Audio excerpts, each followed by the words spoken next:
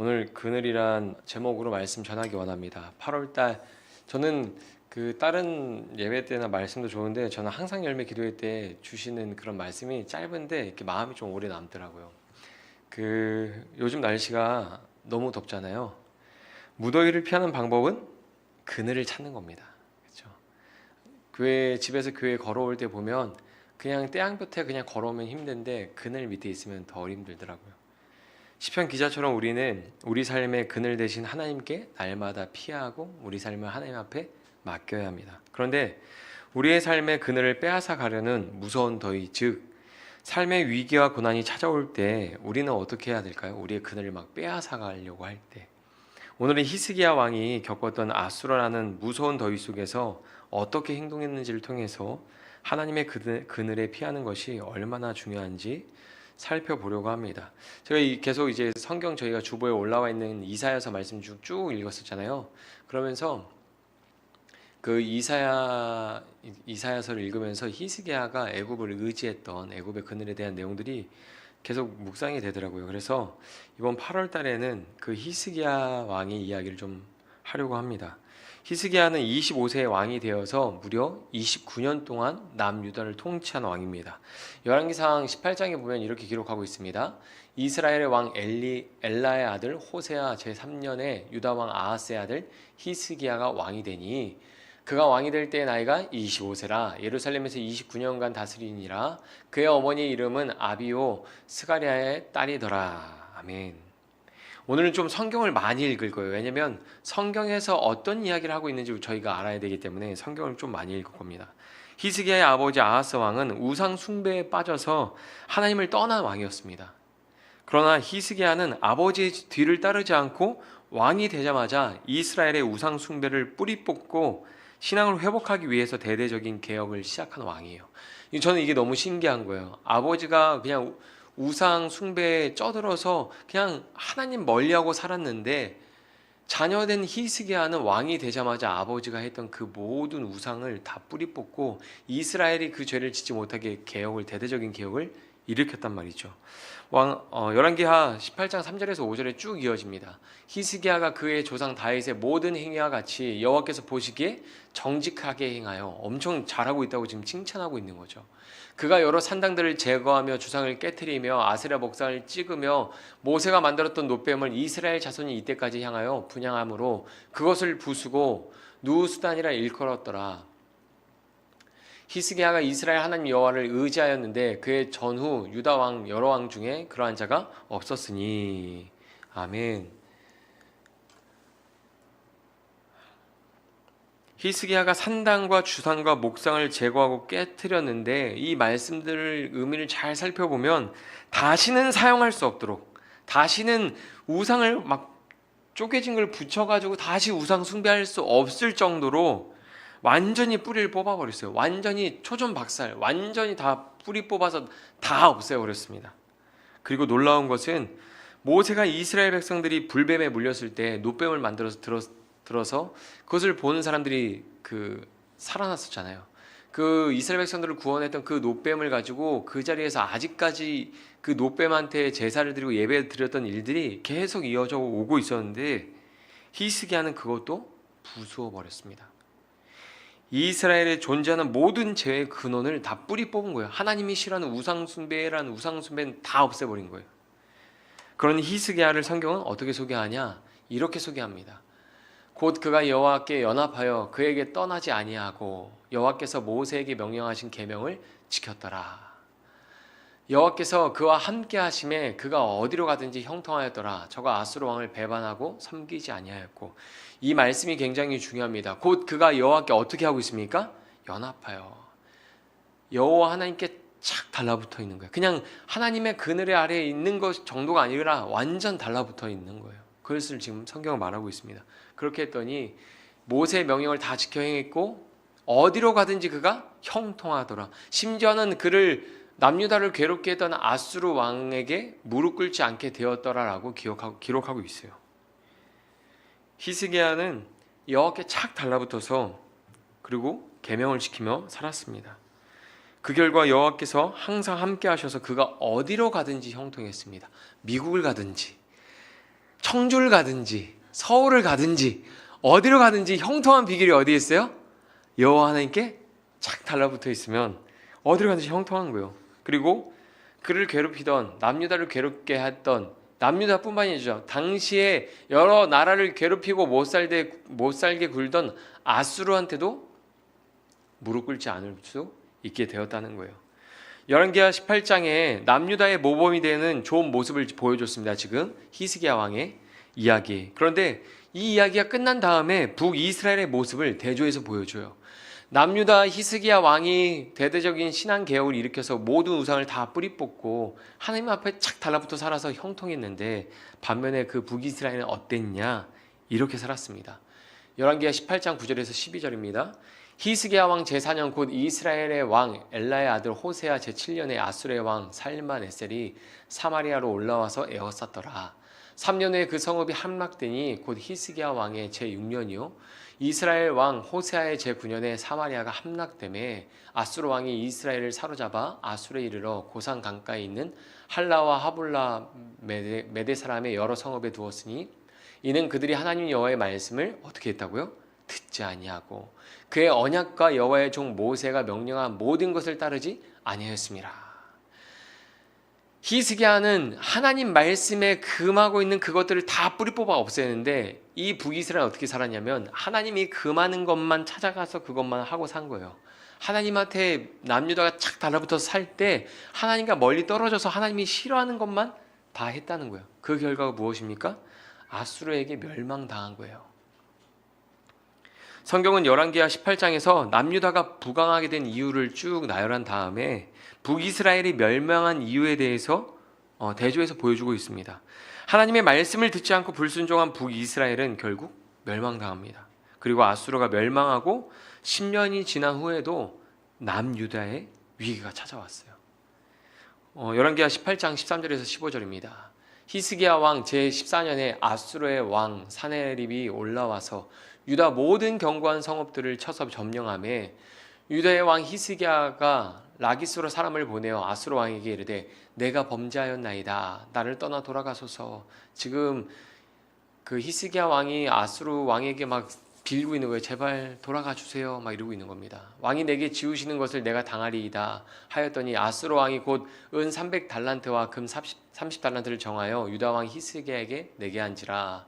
히스기야가 이에 여호와의 성전과 왕궁 곳간에 있는 은을 다 주었고,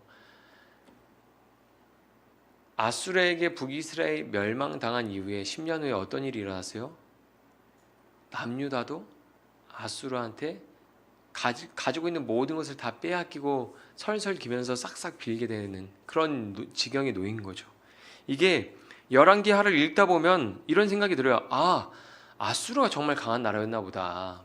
북이스라엘 멸망시키고 남유다까지 꼼짝없이 이렇게 하는 거 보니까 아수르가 정말 강한 나라였나 보다 라는 생각이 듭니다.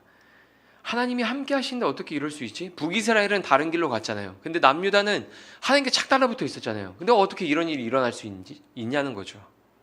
이 열왕기하만 읽어보면 너무 상황이 이상해요. 하나님한테 착 달라붙어 있어서 항상 그가 어디로 가든지 형통했다고 했는데 왜 남유다가 갑자기 이런 위기와 어려움을 겪었을까?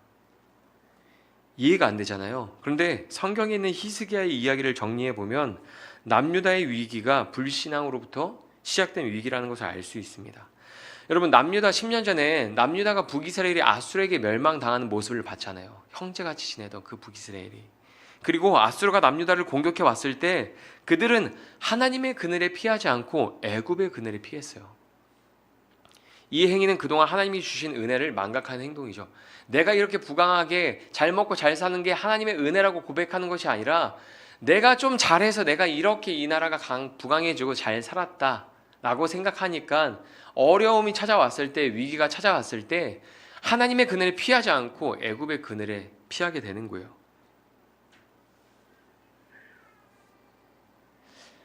히스기야는 하나님이 주신 은혜를 자신의 힘으로 착각했습니다. 마치 시원한 그늘 아래에 있었으면서도 그 그늘이 하나님의 은혜라는 것을 잊고 스스로 그늘을 만들었다고 착각한 겁니다. 그래서 자기 힘으로 해결할 수 없는 두려움 아수르가 다가오자 눈에 보이는 강한 나라 애굽의 그늘로 피하는 실수를 하게 됩니다. 이사야는 그 죄에 대해서 이렇게 기록하고 있습니다. 이사야서 30장 1절에서 3절에 보면 이렇게 나옵니다. 여호와께서 이르시되 패역한 자식들은 화 있을진저. 지금 이 남유다 애들한테 이야기하는 거예요. 패역한 자식들은 화 있을진저. 아버지를 아버지로 여기지 않고 은혜를 은혜로 여기지 않는 이 패역한 자식들은 화 있을진저. 그들이 계교를 베푸나 나로 말미암지 아니하며 맹약을 맺으나 나의 영으로 말미암지 아니하고 죄의 죄를 더하도다. 그들이 바로의 세력 안에서 스스로 강하려 하며 애굽의 그늘에 피하려 하여 애굽으로 내려갔으되 나의 입에 묻지 아니하였도다. 그러므로 바로의 세력이 너의 수치가 되며 애굽의 그늘에 피함이 너의 수욕이 될 것이라. 이사야서 30장 7절입니다. 애굽의 도움은 헛되고 무익하나 그러므로 내가 애굽을 가만히 앉은 라합이라 일컬었느니라. 남유다의 히스기 왕이 통치하는 남유다에 위기가 찾아왔어요. 북이스라엘 멸망시킨 아수르가 쳐들어왔어요. 침공했단 말이죠.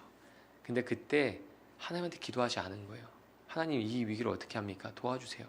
그렇게 하지 않은 거예요. 자기 힘으로 해결하려고 하다가 안 되니까 그냥 가장 가까운 눈에 힘이 있어 보이는 애굽한테 피했던 겁니다. 하나님께서 애굽한테 피한 것 같다 뭐라고 하지 않으세요? 나한테 기도해보지 않고 그렇게 했다. 거기다 뭐라 하시죠? 하나님은 하나님에게 피하지 않고 애굽에게 피한 사실을 안타까워하십니다. 그 사실 자체로 뭐라 하는 게 아니라 아니 나한테 좀 물어보기라도 하지. 그렇게 물어보기라도 좀 했다면 하는 아쉬움이 이 말씀에 드러나는 거예요. 하나님이 아닌 세상의 그늘로 숨은 결과 남유다가 어려움을 당하게 된 겁니다. 그들은 남유다를 도우지 않을 뿐더러 도움을 주더라도 그것이 쓸모 없었기 때문입니다. 아수르의 침공 이후 더 이상 물러설 데가 없는 벼랑 끝에 놓인 히스기야는 그제야 기도합니다. 자기 힘으로 할 수 있는 걸 다 해보고 다른 방법을 다 찾아보고 더 이상 희망이 없을 때 그제야 인간적인 노력을 포기하고 오직 하나님만 찾습니다. 인간적인 노력을 포기할 수밖에 없죠. 더 이상 뭔가 할 게 없으니까 그때 하나님을 찾는데 그때 히스기야가 이렇게 기도해요. 열왕기하 19장 14절에서 19절입니다. 우리 같이 읽어볼까요? 시작. 히스기야가 여호와의 성전에 올라가서 히스기야가 그 편지를 여호와 앞에 펴놓고 그 앞에서 히스기야가 기도하여 이르되 그룹들 위에 계신 이스라엘의 하나님 여호와 주는 천하 만국의 홀로 하나님이시라. 주께서 천지를 만드셨나이다. 여호와여 귀를 기울여 들으소서. 여호와여 눈을 떠서 보시옵소서. 사내립이 살아계신 하나님을 비방하러 보낸 말을 들으시옵소서. 여호와여 아수르 여러 왕이 과연 여러 민족과 그들의 땅을 황폐하게 하고 또 그들의 신들을 불에 던졌사오니 이는 그들이 신이 아니요 사람의 손으로 만든 것 곧 나무와 돌뿐이므로 멸하였나이다. 우리 하나님 여호와여 원하건대 이제 우리를 그의 손에서 구원하옵소서. 그리하시면 천하 만국이 주 여호와가 홀로 하나님이신 줄을 알리이다 하니라. 아멘. 히스기야가 하나님 구원해 주세요. 그들을 조롱하는 아수르의 조서 편지를 받아서 하나님 앞에 펼쳐서 하나님 이렇게 하나님을 조롱하고 있어요. 우리나라를 이렇게 조롱합니다. 도와주세요. 그렇게 하는 거거든요. 히스기야의 기도를 하나님께서 들어주셨을까요? 괘씸해서 외면하셨을까요? 어떻게 하셨을 것 같으세요? 여러분이라면 히스기야의 기도 들어줘야 됩니까? 안 들어줘야 됩니까? 하나님께서 히스기야의 기도를 들어주시죠. 참 생각해 보세요. 부모를 떠나서 동네 아저씨가 좋다고 갔어요. 동네 아저씨가 자기를 더 사랑해주고 도와줄 것처럼 느껴져서 부모를 등지고 아저씨를 찾아갔다가 아무런 도움을 못 받으니까 그때서야 하나님 아버지에게 와서 아버지 도와주세요 라고 말하면 어떻게 해야 돼요? 이놈 자식 하고 꿀밤을 한 대 때리든지 저리 가 나중에 와 막 이래야 되는데 하나님께서 그냥 그 기도를 그대로 들어주세요. 그 내용이 열왕기하 19장 35절에서 37절입니다. 이 밤에 여호와의 사자가 나와서 아수르 진영에서 군사 18만 5천 명을 친지라. 여러분 히스기야가 뭐 했습니까? 아무것도 안 했어요. 기도했어요. 하나님이 일하시니까 아수르 진영의 군사 18만 5천 명을 하나님이 치세요. 아침에 일찍 일어나 보니 다 송장이 되었더라. 아수르 왕 사네립이 떠나 돌아가서 니느에 거주하더니 그가 그의 신 니스록의 신전에서 경배할 때에 아드람멜렉과 사레셀이 그를 칼로 쳐 죽이고 아라라 땅으로 그들이 도망하매 그 아들 에살핫돈이 대신하여 왕이 되니라. 아멘. 여러분, 요나서 이야기를 한번 떠올려 보세요. 저희가 금요일마다 한동안 쭉 요나서 이야기 들었잖아요. 하나님은 박넝쿨로 그늘을 주시기도 하시고 그 그늘을 거두어 가시기도 하시는 분이에요. 박넝쿨뿐만이 아니라 한나를 일으키셔서 그늘을 빼앗기도 하시고 하나님이 그늘이 되어 주시기도 하셔요. 우리는 도움이 필요할 때 어디에 피해야 됩니까? 누구에게 도움을 구해야 됩니까? 하나님께 피하고 하나님에게 도움을 구해야 합니다. 그러나 너무 쉽게 다른 그늘을 찾을 때가 많습니다. 나보다 경험이 많은 전문가의 그늘로 피할 때가 있고요. 성공이라는 그늘, 돈이라는 그늘, 사람의 인정이라는 그늘에 피하려고 할 때가 있습니다. 그 안에 있으면 마치 안전하다고 생각하고 문제가 없을 거라고 생각할 때가 있죠. 그러나 그런 그늘은 우리에게 도움이 되지 못합니다. 오히려 우리를 고통스럽게 할 뿐입니다. 우리는 도움이 필요할 때 하나님께 피하고 하나님께 도망쳐야 합니다. 그것이 무엇입니까? 무릎 꿇어 기도하는 거죠. 히스기야가 무릎 꿇어 하나님 앞에 기도했던 것처럼 하나님께 도움을 구하고 하나님께 피할 때 실패가 없을 것이고 아픔과 고통을 당하지 않게 될 것입니다. 여러분, 8월 더위가 무서운 계절입니다. 더위 속에서 이 그늘을 떠올리며 하나님을 묵상하시기 바랍니다. 그늘, 더울 때마다 뭘 떠올리시라고요? 그늘을 떠올리시면서 하나님을 묵상하시기 바랍니다. 히스기야의 이야기를 묵상하시기 바랍니다. 히스기야가 하나님께 착 달라붙어서 살았을 때 그는 어디로 가든지 형통했습니다. 하나님의 그늘 안에 있을 때. 그러나 애굽의 그늘로 몸을 피하려고 했을 때 그 불신앙으로 인해서 그늘을 잃어버리고 뜨거운 더위 속에서 고통을 당하게 되었습니다. 여러분, 오직 하나님 한 분만 우리의 그늘이 되십니다. 여러분, 우리를 도와주시고 우리의 모든 더위로부터 우리를 지켜주실 분은 하나님밖에 안 계십니다. 시편 111편 1절에서 2절을 같이 읽어보겠습니다. 시작. 내가 산을 향하여 눈을 들리라. 나의 도움이 어디서 올까? 나의 도움은 천지를 지으신 여호와께로소이다. 아멘. 제가 잠시 기도하겠습니다.